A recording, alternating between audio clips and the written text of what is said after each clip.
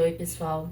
Ultimamente você tem se sentido ansioso, coração acelerado, também tendo algum tipo de sudorese nas mãos, apresentando também dores de cabeça frequente, aquela preocupação excessiva que não sai da cabeça, é do trabalho, é de casa, da família, do pai, da mãe, dos filhos, ou se acaso você também tem sentido sensações como formigamento em alguma parte do corpo, uma visão extremamente focada, ou às vezes dá até um pouco de dor de barriga.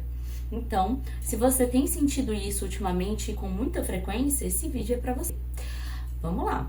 Eu sou Ana Luísa, eu sou médica e eu vou te informar de forma simples como melhorar a ansiedade. Mas então, e aí, galera? Como que vocês estão se sentindo ultimamente? Estão meio mais ou menos, borocochô? Ou não? Estão super bem, né? No caso, para as pessoas, para você, que tá aí mais ou menos, geralmente a ansiedade tem te preocupado, é a vida financeira, é a vida familiar. Eu venho trazer alguns pontos com base na ciência que melhoram esses sintomas. Geralmente a gente vai tentar passar 5 passos para que a gente consiga lidar melhor com a ansiedade. Existe a ansiedade natural do nosso corpo, que é intrínseca, é normal, a gente precisa ter essa ansiedade, que é aquela ansiedade que às vezes dá um friozinho na barriga, quando vai encontrar com a primeira pessoa, primeira vez, com aquele date, né, que ultimamente o pessoal comenta, ou então quando vai apresentar algum trabalho, ou você iniciou algum emprego novo. Então, esses tipos de ansiedade são normais, são naturais. O problema é quando essa ansiedade, ela permanece por muito tempo, quando ela se cronifica. E isso não traz efeitos que repercutem bem tanto para nossa saúde física quanto a mental. Então, vamos lá, vamos ficar um pouquinho nesse vídeo para eu poder te passar esses 5 passos. E o último é um dos mais importantes. O primeiro passo é o da respiração. Muitas pessoas acham meio clichê, meio baboseira, todo mundo fala isso, mas realmente ajuda e muito. Existe, na ansiedade, nosso corpo começa a ativar o sistema simpático. Esse sistema simpático, ele é o que ativa o mecanismo de luta ou fuga do nosso corpo. Esse mecanismo de luta ou fuga faz com que a gente sinta todos aqueles sintomas que eu comentei lá no começo do vídeo. Então, em relação principalmente à respiração, a gente começa a respirar muito mais rápido, ofegante, por isso que às vezes muitas pessoas quando estão ansiosas ou tem alguma crise de ansiedade, sente aquele sufocamento, parece que o ar não vai entrar, um aperto no peito. E sim, existem alguns mecanismos que ajudam a melhorar esse sintoma, que é, por exemplo, a respiração diafragmática. Como que a gente faz essa respiração diafragmática ao longo do dia ou no período que a gente está tendo, às vezes, uma crise de ansiedade? Então, a respiração diafragmática, ela consiste em você inspirar ali aproximadamente por 4 segundos e expirar ali aproximadamente por 6 segundos. A gente vai inspirar por 4 segundos e expirar por 6 segundos.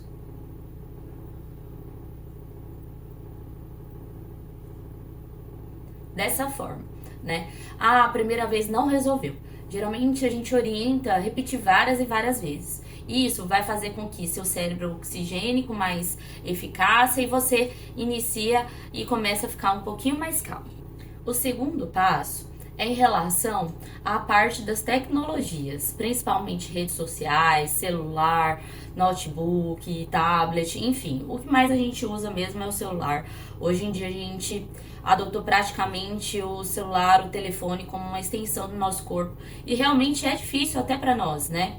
Porque o celular hoje em dia ele funciona como rede de trabalho, funciona como entretenimento, né? Momento de lazer. Também funciona como ali um elo entre as pessoas em relação a uma pessoa mora em uma cidade, outra mora longe.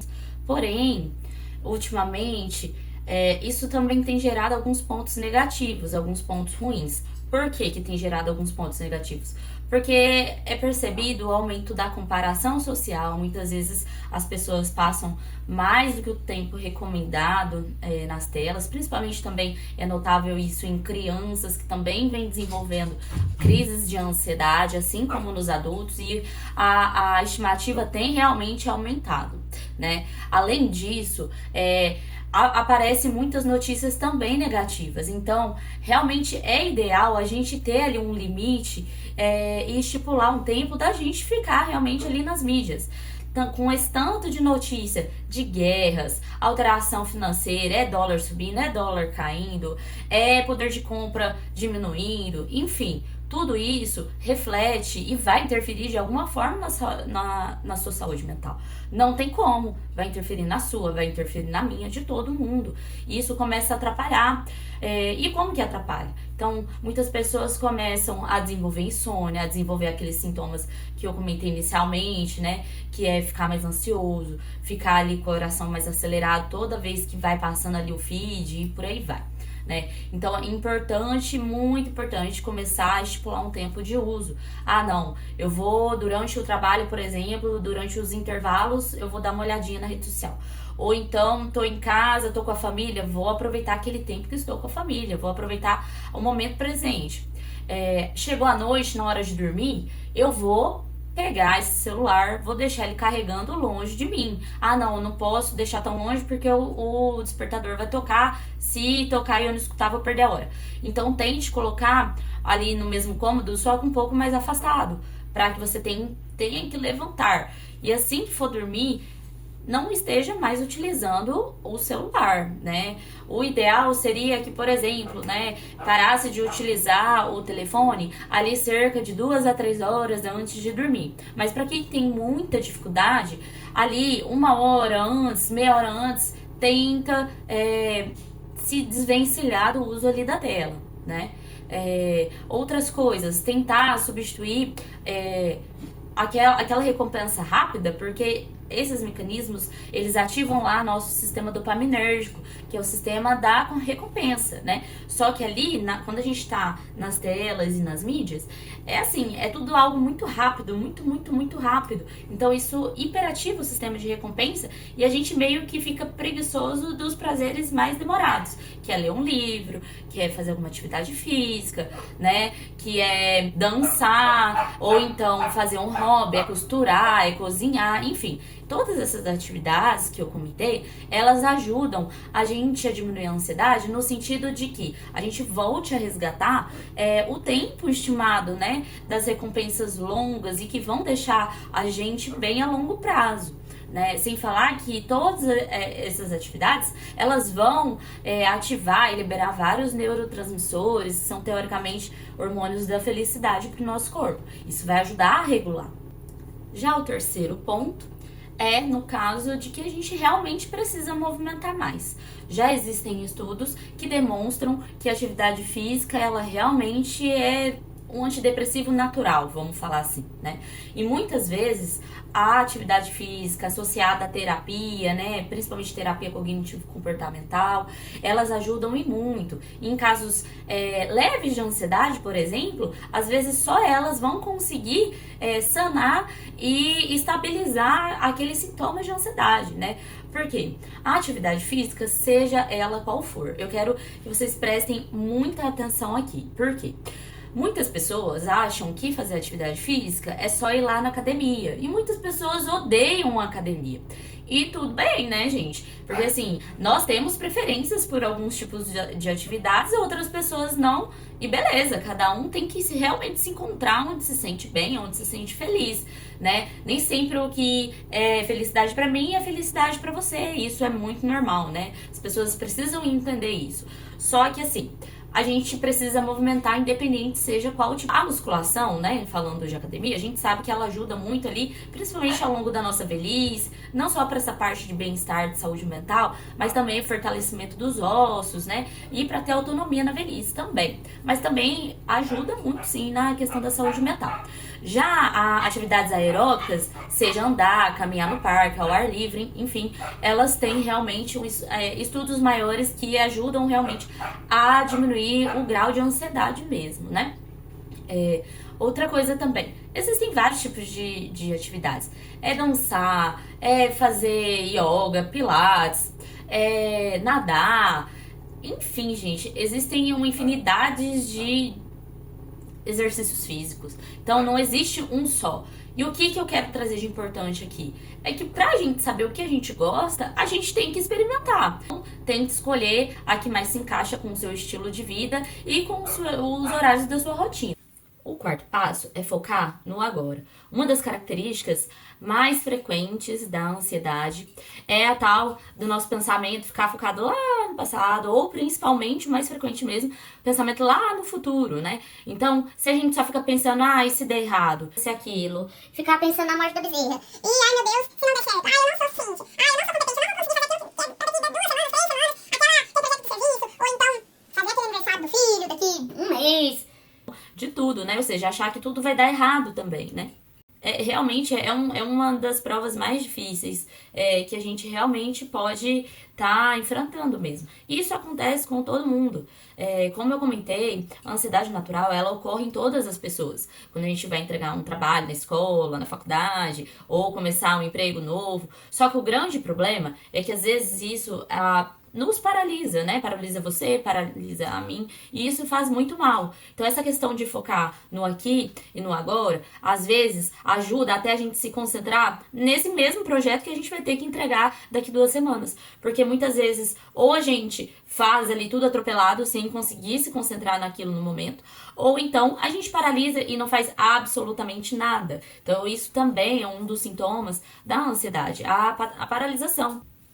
E como que eu vou conseguir me concentrar no agora se eu tô ansiosa no que vai acontecer daqui 2, 3, amanhã, 1 ano? Então, assim, existem alguns mecanismos também, algumas técnicas de mindfulness. Nossa, ela vem com esse papo de mindfulness. Mas realmente é algo mais simples do que o normal, né? Não é só fazer meditação, que é o que todo mundo orienta, fazer yoga. Realmente, essas atividades, elas auxiliam muito, principalmente você focar no aqui e no agora, mas vamos tentar trazer para situações mais práticas, por exemplo. Eu tô muito ansiosa, não tô conseguindo fazer nada, tô tendo aquelas sensações que a ansiedade dá de aceleramento no coração, sensação de sufocamento. Então, o que eu tenho que fazer? Eu tenho que tentar concentrar no aqui e no agora. Eu sei que realmente não é fácil, eu já passei por isso também.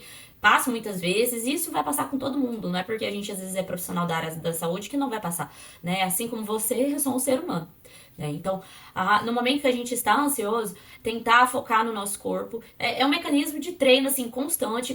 É muito difícil, isso realmente suga muito nossa energia. Mas tentar focar ali no momento presente e tentar pensar, aonde que eu tô? Tô aqui, por exemplo, tô aqui no quarto de casa. Ou então, o que eu tô fazendo? Eu tô no trabalho? Tá, beleza. Se eu tô no trabalho, o que eu vou fazer? Eu vou tentar tomar uma água, vou tentar ir ao banheiro, vou tentar, se possível, dar uma volta ali e já retornar novamente pro trabalho. Isso já vai ajudar. Ou então, não. Eu tô em casa, não tem ninguém, por exemplo, eu tô passando isso sozinho. O que eu posso fazer? Vou sair, vou dar uma volta no quarteirão com os cachorros. Ou então, não, vou parar, vou ver o que tá acontecendo. Vou sentir o que tá acontecendo. Eu tô respirando, eu estou sentada, eu vou beber uma água, por exemplo. Vou beber uma água. Beber água. Como que essa água tá? Então a água tá gelada, numa temperatura boa, o copo tá como? Metade cheio. Como que é esse copo? É um copo laranjado. Então, assim, focar no presente e também distrair, tentar focar a atenção em coisas externas do que está acontecendo interiormente. Porque às vezes a gente fica ansioso, pensando no futuro, começa a dar os sintomas, e a gente começa a focar mais ainda nesses sintomas, ficar super preocupado. E aí, isso faz com que isso piore. Quando a gente faz essa atividade no momento que a gente está muito ansioso, de tentar focar na área presente, ou seja, no momento presente, nas coisas que a gente realmente está fazendo, a gente desfoca daquele pensamento que a gente só fica lá pensando no futuro, ou no passado, mas no futuro, né? Então a gente desfoca disso, e isso ajuda a distrair a gente e voltar a focar para o que é necessário. Que não é fácil. Isso realmente é um treino, é difícil. Até pra mim, até hoje, não tem como. É difícil mesmo. Isso daí é todo dia, todo dia. Agora entra o quinto passo. O quinto passo, a gente julga um dos mais importantes realmente, né? Porque assim, se essa ansiedade, se esses sintomas estão se tornando frequentes na sua vida, você precisa realmente procurar a ajuda de um profissional da área da saúde, principalmente da área da saúde mental.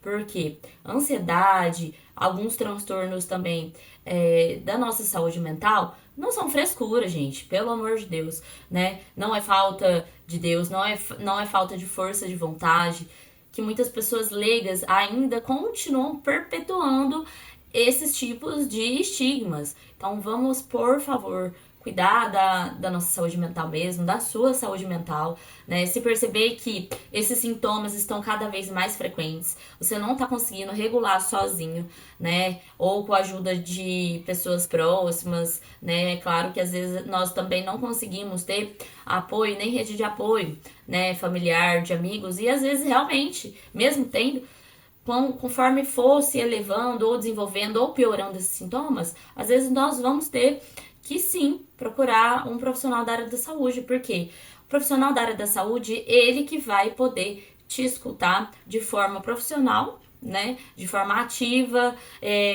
tendo estudado, tendo se embasado, né, podendo oferecer os melhores tratamentos. No caso, existe as psicoterapias com os psicólogos que vão ali tentar achar e conversar e encontrar a origem da causa dessa ansiedade que você vem tendo e sofrendo, né, com essa frequência.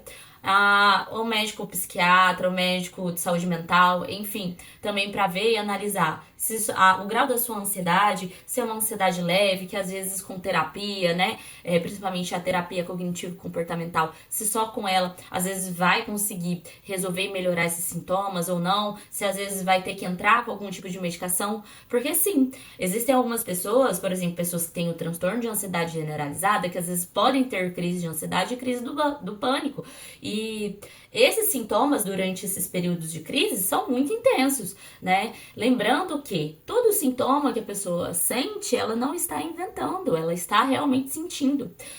Possivelmente a gente pode relacionar até uma dor psicossomática, vamos falar assim, né? O que é a dor psicossomática? Por exemplo, a pessoa está tão preocupada com as alterações ali da taquicardia, né? Coração acelerado, da sensação de nó na garganta, de sufocamento, que a pessoa já acha que realmente aquilo que ela está sentindo é de algum tipo de doença, por exemplo. Geralmente correlacionam bastante com doenças cardíacas, né? Estou tendo infarto. E muitas vezes não é, mas realmente, se estiver muito mal, a pessoa tem que procurar uma unidade de saúde para investigar sim, tá? Mas sim, traz todos esses sintomas negativos, muito ruins que as pessoas sentem e não é invenção delas.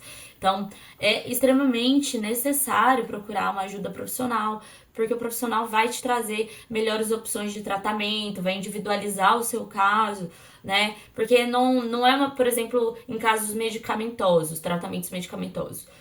Não vai ser o mesmo medicamento para todo mundo, não é uma receita de bolo. Cada pessoa traz a sua história, experiências diferentes de vida. Então, não tem como, né? E existem realmente pessoas que têm a doença, né? Por exemplo, transtorno de ansiedade generalizada, que já existem históricos pregressos, né? Históricos familiares com doenças mentais, né? Que às vezes algum tipo de medicação ajudou ali em algum familiar, que às vezes pode ser sim que ajude você, mas nem sempre é a mesma dose, nem sempre você vai também conseguir comprar sem receita. Então, assim, ou então algum colega ou familiar tá passando a mesma situação e às vezes precisa realmente tomar uma medicação, e às vezes o seu caso é um pouco mais leve, só com terapia comportamental ali, às vezes consiga resolver seu caso. Então, é extremamente importante mesmo procurar uma ajuda profissional, né? Porque é o que mais realmente vai te ajudar. Sem falar que muitas vezes nós temos esses sintomas, angústias, e nós também não precisamos sair compartilhando com todas as pessoas. Infelizmente, nem todas as pessoas querem o nosso bem, ou às vezes querem o nosso bem, só que possam dar muitas vezes conselhos que não sejam ideais naquele momento, né? E às vezes podem até começar a atrapalhar, né, o processo ali de melhora. Pense também que você se cuidar, você procurar ajuda, realmente é um ato de coragem, é um ato de autocuidado. A gente precisa cuidar da gente também, pra gente estar bem com todo mundo, né? E pra gente poder se relacionar com outras pessoas e com nós também, com o nosso interior, pra gente estar em paz, né? Sabemos que esses processos de ansiedade ou de outros tipos de sensações são processos de altos e baixos. Vai ocorrer durante nossa vida toda, né? Nossa vida é feita de experiências. Então, nós vamos ter momentos que teremos ansiedades, né? Por exemplo, naqueles casos que eu comentei, é um encontro com alguém, é uma apresentação, numa faculdade, é um trabalho novo, é iniciar algo novo, né? Ou sair de algo que não esteja bem. Então, isso tudo realmente leva a gente a ter sintomas de ansiedade. Mas nem sempre ela é patológica, a gente precisa lembrar disso. Existe a ansiedade natural, né, que podem ocorrer nessas situações, mas se ela fica muito frequente, ela pode se tornar patológica, ou seja, virar uma doença mesmo, né, e precisa de cuidados. Se você gostou de todas essas orientações, se você achou esse vídeo importante, comenta aqui no comentário abaixo o que você achou mais legal desse vídeo, se eu te ajudei também de alguma forma, eu fico muito grata. Se eu conseguir ajudar e passar ou tentar simplificar um pouco do conteúdo para vocês, eu já vou estar muito, muito, muito, muito feliz e muito satisfeita. Tchau, que sejamos luz na vida de outras pessoas.